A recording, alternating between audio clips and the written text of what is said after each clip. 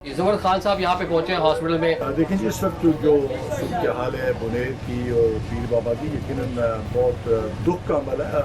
मैं कभी अपने पाकिस्तान स्वीट होम के बेटे के साथ और अपने वॉलंटियर के साथ पहुँचा हूँ, लेकिन जितना यहाँ पे नुकसान हुआ है, जानी नुकसान, माली नुकसान, अल्लाह ताला फजल करे। लेकिन मैं पूरे पाकिस्तान के जितने भी लोगों से अपील करना चाहूँगा कि वो ज़रूर इन इलाकों के लिए सोचें और कुछ करें। बल्कि फेडरल गवर्नमेंट, सूबाई गवर्नमेंट, इस वक्त मैं समझता हूँ कि सबका एक ही इशू होना चाहिए कि जितने यहाँ लोग तबाह बर्बाद हुए हैं माली तौर पे, मुआशी तौर पे, और मैंने देखा है कि कितनी सारी डेड बॉडीज़ अभी भी मैं डिस्ट्रिक्ट हॉस्पिटल के अंदर यहाँ पे खड़ा हूँ, यहाँ पे मौजूद हैं।